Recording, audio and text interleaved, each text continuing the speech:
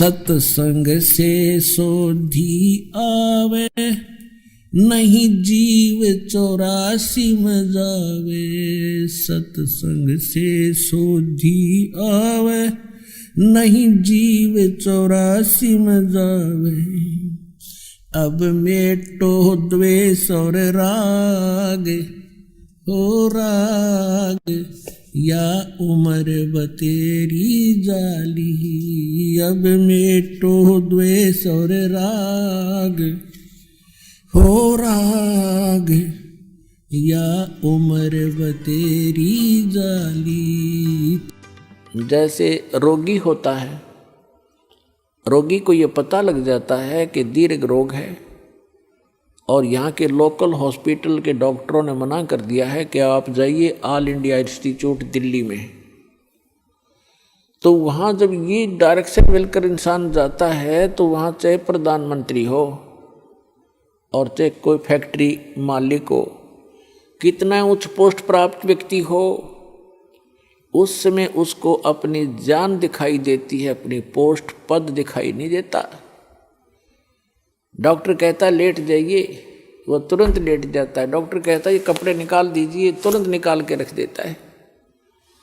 उस समय उसके नखरे खत्म हो जाते हैं और तभी वो उपचार प्राप्त करता है।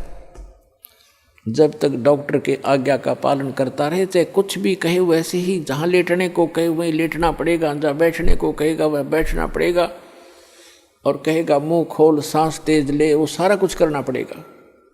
तो तभी वो अपना उपचार करवा पाएगा। तो ठीक इसी प्रकार जब आप सतलोक आश्रम बरवाला की तरफ आवें, संत मिलन को चालिए तज माया अभिमान, और जो जो कदम आगे रखे ओ हे यज्ञ समान। तो आपको इतना पुण्य मिलता है यहाँ आने का। आप क्योंकि संत है नहीं पृथ्वी पर कोई, संत मिलन को चालिए, संत की तरफ चलने मात्र से इतना लाभ है, फिर यहाँ का किक्के लाभ होगा वो तो गिनती नहीं हो सकती। अब जब तक अभिमान है ये प्राणी उभर नहीं सकता। एक नित्यानंद नाम के संत हुए हैं, नित्यानंद नाम के। वैसे वो ब्राह्मण जाति में जन्मे थे, लगभग 250 वर्ष पूर्व की बात है। उनका घर का नाम था श्री नंदलाल, नंदलाल नाम था उनका। उनके माता पिता बचपन से ही मर गए थे, मृत्यु को प्राप्त हो गए थे। उनका पालन पोषण नाना नानी के घर हुआ था। उनके नाना जी जो थे, नंदलाल जी के नाना जी, नारनौल के नवाब के यहाँ एक ऊंच पोस्ट प्राप्त थे। और जब ये नंदलाल जी युवा हुए, ब्राह्मण कुल में थे ये, तो इनको भी वहाँ एक तहसीलदार की पोस्ट पर नियुक्त करवा दिया। नंदलाल जी तहसीलदार थे, घोड़ा इनको प्राप्त था, बन ठन कर चलते थे। उस समय जो तहसीलदार की वैल्यू जनता में होती थी, इज्जत होती थी, आज के तो मेरे ख्याल में मंत्री की बिना होगी। नंदलाल जी का विवाह हो गया था, संतान प्राप्ति अभी हुई नहीं थी। अब कहते हैं ना जाने कब भाग्य उदय हो जाता है प्राणी का। एक दिन नंदलाल जी अपने महल के, अपने मकान के छत पर, गर्मियों के समय में छत पर टहल रहा था। रात्रि में नींद आई नहीं और उसने क्या देखा कि कहीं थोड़ी सी दूरी पर रात्रि के समय किसी के घर पे कोई संत आए हुए हैं और परमात्मा की कथा सुना रहे हैं, सत्संग कर रहे हैं। अपन आत्माओं पिछले जब से होते हैं पूर्ण हंस मुराद, ये पिछले संस्कार होते हैं जो आदमी परमात्मा की तरफ आत्मा आकर्षित होती है। उसने सारी रात सत्संग सुना, नींद और खत्म होगी। कुछ तो परमात्मा की दया उस पर हुई कि वैसे नेचुरल नहीं आई नींद, और वो ज्ञान सुना, वो सत्संग सुना कि मनुष्य जीवन किस लिए प्राप्त होता है, इसको हम कैसे व्यर्थ कर रहे हैं। चाहे प्रधानमंत्री बन जा, यदि भक्ति नहीं है तो व्यर्थ है ये जीवन इसका। अगम निगम को खोज ले बुद्धि विवेक विचार, उदय अस्त का राज मिले तो बिन नाम बेगार। सत्संग के अंदर ये ज्ञान कराया जाता है कि जैसे कोई भी राजा बना है तो अपने पुण्य कर्मों से बना है, और भक्ति नहीं करता वो प्राणी अपने पुण्यों को, जो पूर्व जन्म के संग्रहित पुण्य हैं, उसके भाग्य में डिपॉजिट करके भेज रखा भगवान ने, उनको नाश ही कर रहा है, उनको खर्च रहा है। वो अब भविष्य की कमाई नहीं कर रहा है, भविष्य के लिए कुछ आगे का डिपॉजिट नहीं कर पा रहा है, केवल खर्च ही कर रहा है। परमात्मा क्या बताते हैं? अगम निगम को खोज ले बुद्धि विवेक विचार, उदय अस्त का राज मिले तो बिन नाम बेगार। पुराने समय की बात है, अब बातें याद आती हो, पिछली कथाएं। एक 3 व्हीलर वाला था, बड़ा 3 व्हीलर जो पहले पेट्रोल के चले थे, हमारे गांव से और लाखन माजरा एक गांव है, वहां तक 3 व्हीलर चला करते थे 2। उनमें से एक नहीं आया। एक दिन दूसरे ने पूछा कि कल क्या कारण हुआ, पहुंचे नहीं। तो उस 3 व्हीलर वाले ने बताया कि कल मैं बेगार में फंस गया था। बेगार क्या होती थी कि पहले पुलिस वालों के पास ये मोटर गाड़ियां नहीं होती थी, वो किसी भी जीप वाले को या किसी टेम्पू वाले को, उस 3 व्हीलर वाले को या 4 व्हीलर वाले को सामने खड़ा कर लेते थे थाने का आगे। कहीं रेड मारनी हो, किसी प्रकार की कोई भी उन्होंने कहीं जाना होता था क्षेत्र में, तो उन्होंने पकड़ लिया पुलिस वालों ने, और सारा दिन उसको टिकन नहीं दिया। को 20 गांवों के अंदर पहुंचे, इधर उधर गए, और तेल भी उस 3 व्हीलर वाले ने अपने पल्ले से डलवाया, अपनी जेब से। तेल भी उसने अपनी जेब से डलवाया, और सारा दिन मनमाने 200 से 300 किलोमीटर का क्षेत्र तय कर दिया। आम आदमी तेनो दिखा दानो बड़ा स्पीड से चल रहा है, बड़ी कमाई कर रहा होगा, और कर रहा था अपने ही पल्ले से खर्च कर रहा था। तेल का भी कमाई तो थी नहीं उस दिन। तो उसको बिगाड़ बताते हैं। तो 3 व्हीलर वाले ने बताया कि मैं ऐसे ऐसे कल पुलिस का फंस गया था बिगाड़ में, और 200 रुपये का पेट्रोल अपनी जेब से फूंक का आया, कल कुछ चवन्नी मिली नहीं। उस समय के 200 रुपये आज के 20,000 रुपये, इतना वो खर्च हुआ उसका। तो पुण्यात्माओं, जो आज कोई भी उच्च पोस्ट प्राप्त है, कोई डॉक्टर है, इंजीनियर है, चीफ इंजीनियर है, IPS है, IAS है, जज लगे हैं, मंत्री हैं, मुख्यमंत्री हैं, प्रधानमंत्री हैं, या MLA MP बने हैं, या अन्य कोई अच्छे व्यावसायिक व्यक्ति हैं, धनी हैं, तो वो क्या करते हैं? जैसे परमात्मा उनके लिए बताता है कि अगम निगम को खोज ले, भविष्य के बारे में कुछ सोच, और बुद्धि विवेक विचार, उदय अस्त का राज मिले तो बिन नाम बेगारे। पूरी पृथ्वी का यदि राजा हो, और तो छोड़ो सारे छोटे मोटे शासकों को, कहते हैं पूरी पृथ्वी का राजा हो और उसके पास ये सत्य भक्ति ना हो, अब उसकी चहल पहल न देखे, तो आदमी ने सोचा इस जैसा सुखी नहीं रही, तो बड़ा ठाठ कर रहा है। और ठाठ तो कर रहा है, लेकिन अपने जीवन को 12 बाट कर रहा है। पिछले जन्म के पुण्यों को अपने ही पल्ले से खर्च कर रहा हो चक्रवर्ती राजा बनकर, और भविष्य की कमाई उसकी बन नहीं रही, क्योंकि वो बेगार कर रहा है। बेगार तो बेगार वाले की इनकम नहीं होती, पर स्पीड पूरी होती है।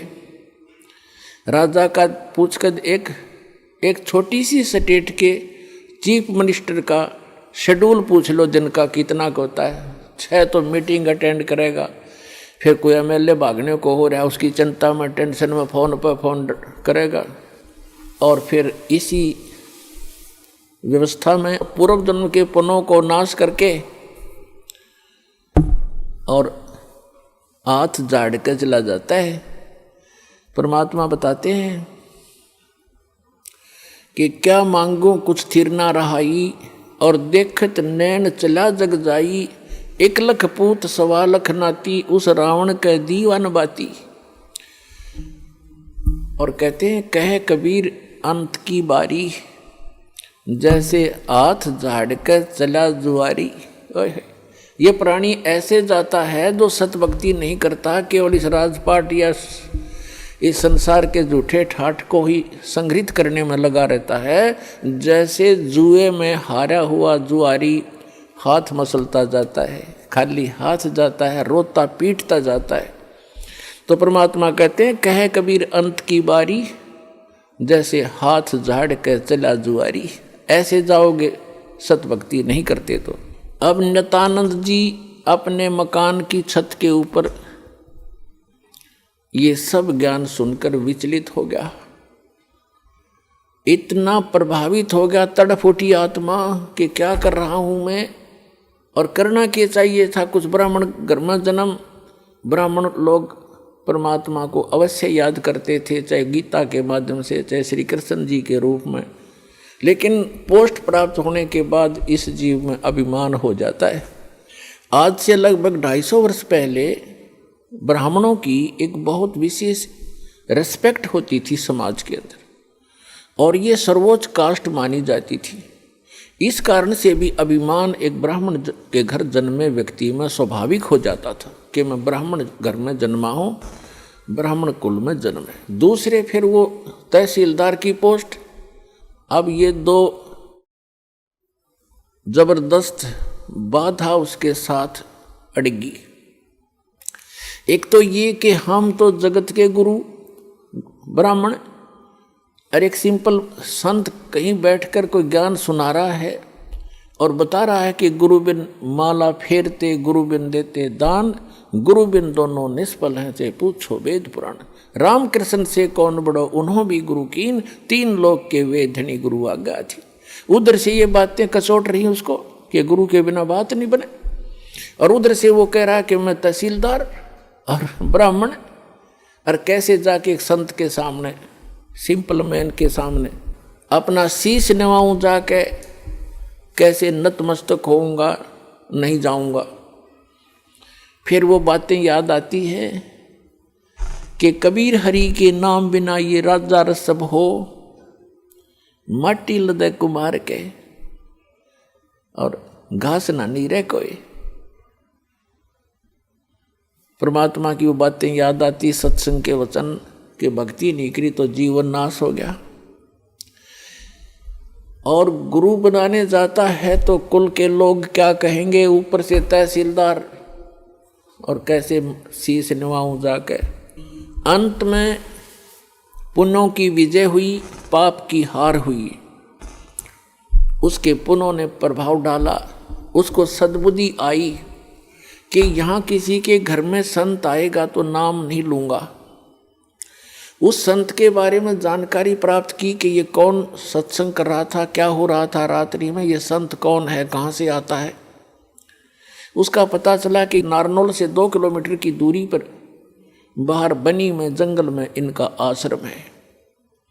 तो नित्यानंद जी ने सोचा कि सुबह सुबह चला जाऊंगा वक़्त से, उस समय तक गांव के नगर के लोग कोई नहीं पहुंचे होंगे और किसी को पता नहीं लगेगा कि तहसीलदार और ब्राह्मण किसी का चेला बन गया, और वक़्त से जाके नाम ले आऊँगा, फिर अपना वजन कर लिया करूँगा। तो इस उद्देश्य से वो वक़्त से उठा अगले दिन, नेक्स्ट डे, और घोड़े पर सवार हुआ, मुंह अंधेरे वक़्त से पहुंच गया, जा रहा था आश्रम की तरफ। उधर से वही संत, क्योंकि रात्रि के समय तो वो अपना सज धज कर जैसे भी कपड़ा उपड़ा लाल पीड़ा बांध के और गया था। उस समय वो सिंपल एक सफ़ेद धोती लपेट के और सिर के बाल मुंडवा रखे थे, उसने उस तरह फिरवा रखा था संत जी ने। गुमानी दास नाम था, वो विष्णु उपासक वैष्णव पंथ के संत थे। और उस समय ये सोन को सोन गणे माना करते ब्राह्मण लोग खास कर। अब वो ये सोचकर चला था कि आज मैं मेरा जीवन सफल करने जा रहा हूँ, जैसा कि उसने सत्संग में सारे पहलुओं पर ज्ञान सुना था।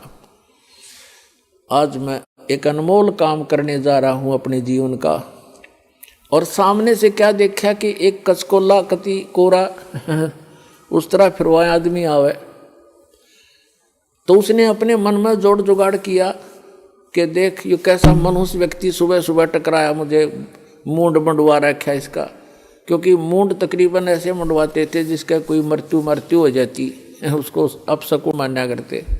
तो फिर उसने सोचा भी वापस तो मुड़ूंगा नहीं, बार बार दाव लगे नहीं, तो उसने अपने ही सोच से क्या सोचा कि चल इस सोन को सोन के अपना कुछ जंतर मंत्र सोचा। उसने क्या सोचा, घोड़े के निकट जब वो व्यक्ति आया, शीश मुंडवा रखा था जिसने, मूंड मुंडा रखे थे, बाल कटवा रखे थे, उस तरह फिरवा रखा था, उसके निकट घोड़ा रोक के और सिर में मारे ऐसे आंगली टोले मारा, टोले बोला रे नो टोले मारे ने बोला मनुष्य तने आज जाना था मेरे आगे, मैं तो एक बहुत जरूरी काम में जा रहा था, तू कहाँ मर रहा सामने।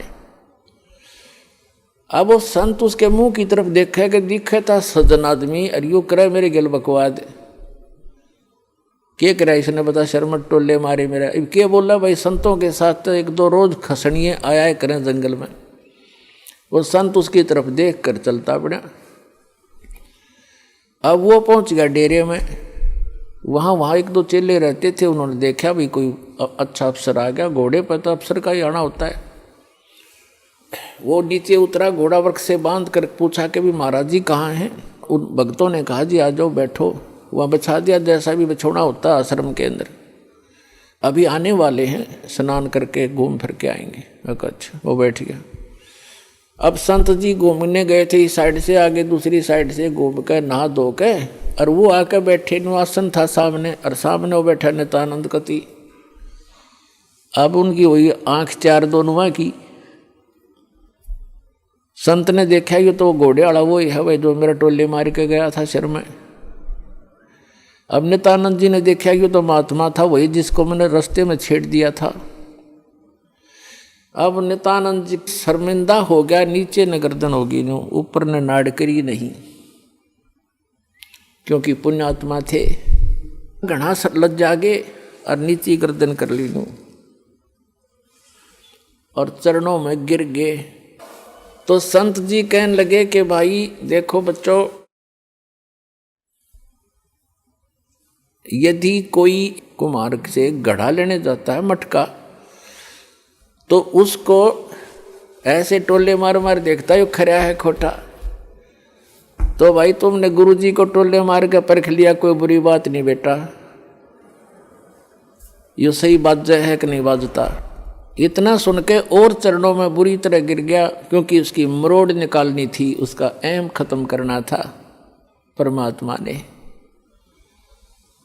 और करबद्ध होकर कहने लगा, हे मालिक मैं बहुत नीच आत्मा हूँ, और आप सचमुच संत हो, मैंने आपके साथ इतना अभद्र व्यवहार किया, आपने फिर भी मुझे सीने से लगा लिया। अब नित्यानंद जी के और हृदय में यह बात गहरी उतर गई कि भी सचमुच संत है, नहीं तो धमका देता, भगा देता, और नाम भी देता तो हृदय से ना देता तो मेरे आना भी विफल होता। तो संत ने कोई दुख नहीं माना, कोई बात नहीं बेटा, आपका उद्देश्य गलत नहीं था, मैं समझ गया था। जब तुझे यहाँ देखा तो मुझे आइडिया लगा लिया ये आदमी नेक है। ये कह ये रहा था कि मैं जा रहा हूँ शुभ काम के लिए, तू आगे काम मर गया, तो उससे भी उसने आइडिया लगा लिया कि आदमी खास है और प्यासा है भगवान का। तो नित्यानंद जी ने दीक्षा ले ली, और दीक्षा लेकर के फिर उसकी पत्नी ने विरोध शुरू कर दिया। इतना विरोध कर दिया कि उसको ये डर हो जाता है इन बहनों को अज्ञान के कारण कि कहीं ये घर ना छोड़ दे। लेकिन साधु संत जो होते हैं वो घर छोड़ने की नहीं कहते, और जो बुराई छोड़ कर भक्ति करने को कहते हैं। लेकिन उसको जैसे भी आसपास की औरतों ने भी पट्टी पढ़ा दी, ये तो बाबा बनेगा, ये तो घर छोड़ देगा, इतनी भक्ति करता है, रोज आश्रम में जाने लग गया। तो उसने उसके गुरुजी को भी अभद्र व्यवहार कर दिया उसकी पत्नी ने। तो उसने नित्यानंद जी ने देख लिया एक दिन, तो उसने प्रार्थना करी, परमात्मा या तो ये मार्ग नहीं याद दिलाना था ठीक से, अपने डले ढो रहा था कर्म फोड़ रहा था फोड़ लेता। और हे परमात्मा भी अब बाधा बन के खड़ी होगी, या तो इसने सद्बुद्धि दो ना इसकी माटी सुंगवा लो परमात्मा, या तो इसको सद्बुद्धि दो कि ये भी मेरा साथ दे, भक्ति करे, अपना कल्याण करवा ले, और नहीं तो दाता इसने वापस ले लो तेरी आत्मा ने, मुझे जरूरत नहीं संसार की। अब कुछ दिनों के बाद क्या हुआ, 5-6 महीने के अंदर ही उसकी पत्नी बीमार हुई, मृत्यु को प्राप्त होगी, उसने घर त्याग दिया। और यहाँ हरियाणा के अंदर एक जटेला जोड़ है, 4-5 गांवों की सीमा का ज्वाइंट है, इकट्ठा के वहाँ जंक्शन है, वहाँ एक बड़ा जंगल सा था, उसमें रहने लग गया। अपने आत्माओं उस समय उस नित्यानंद जी को जब ज्ञान हुआ, उसका नाम नित्यानंद रख दिया उस संत ने, नंदलाल से बदल कर, तब वो नित्यानंद नाम से प्रसिद्ध हुए। तो नित्यानंद जी ने फिर क्या कहा है कि ब्राह्मण कुल में जन्म था, मैं करता बहुत मरोड़, और गुरु गुमानी दास ने दिया कोबद गढ़ तोड़। कि मैं ब्राह्मण कुल में जन्म होने के कारण गणाभिमानी आदमी था, और गुरु गुमानी दास ने, उनके गुमानी दास नाम थे गुरु जी का, कि गुरु गुमानी दास ने यो दिया कोबद गढ़ तोड़। ये कोबद का किला था, मान बढ़ाई अहंकार, और जब तक इसका नाश नहीं होगा इतना भगवान मिला नहीं।